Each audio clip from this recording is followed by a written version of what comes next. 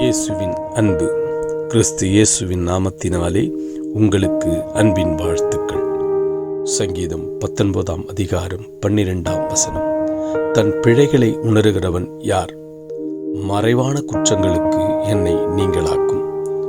ஆம் பிரியமானவர்களே, இதோ வேதம் சொல்லுகிறது, தன் பிழைகளை தன் குற்றங்களை உணர்கிறவன் யார்? நம்ம செய்கிற தவறுகளை நான் உணர்கிறது இல்லை. இந்த உலகமும் அது நிறைவும் கர்த்தருடையது. அப்போ இந்த உலகத்தில் எல்லாமே கர்த்தருக்கு உரியதாக இருக்கிறது. இதில் நாம் என்ன செஞ்சாலும் கர்த்தருக்கு மறைவானது ஒன்றுமில்லை. சகலத்தையும் ஆராய்ந்து அறிகிற தேவன். அப்படி என்னென்ன எங்கெங்கே செய்தாலும் கர்த்தருக்கு அது தெரியும். அவருக்கு மறைவாய் நாம் ஒன்றுமே செய்ய முடியாது.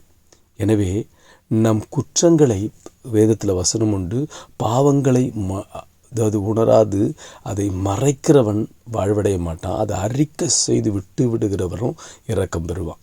நம்ம அந்த குற்றம் செய்துட்டு அதை கர்த்தருக்கு தெரியாதுன்னு மறைச்சி நம்ம நடிப்போமானால், நாம் இருப்போமானால் அதனால் ஒரு பிரயோஜனம் இல்லை. கர்த்தருக்கு எல்லாம் தெரியும்.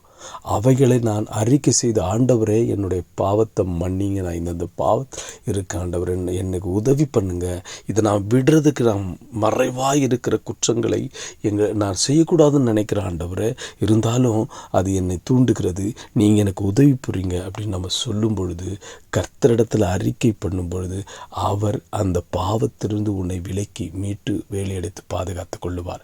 அவர் உன்னை மீட்டெடுத்து ரட்சித்து உன்னை உயர்த்த வல்லவராக இருக்கிறார். எனவே நாம் குற்றங்களை மறைக்காதபடிக்கு கர்த்தரிடத்தில் ஒப்பு கொடுக்கும் பொழுது அவர் உன்னை உயர்த்துவார். மகனே, உன் இருதயத்தை அறிந்திருக்கிற தேவன், இதோ நீ இந்த நாளில் கேட்குற, ஆண்டவரை மன்னிச்சிரு, நான் செய்யக்கூடாதுன்னு நினைக்கிறேன், இருந்தாலும் என்னை தொடர்ந்து பிடிக்குது ஆண்டவர் என்று கேட்கும்போது கர்த்தர் ஒன்று உனக்கு உன் பாவங்களை மன்னித்து உன்னை உயர்த்த வல்லவராயிருக்கிறார். ஆமீன்.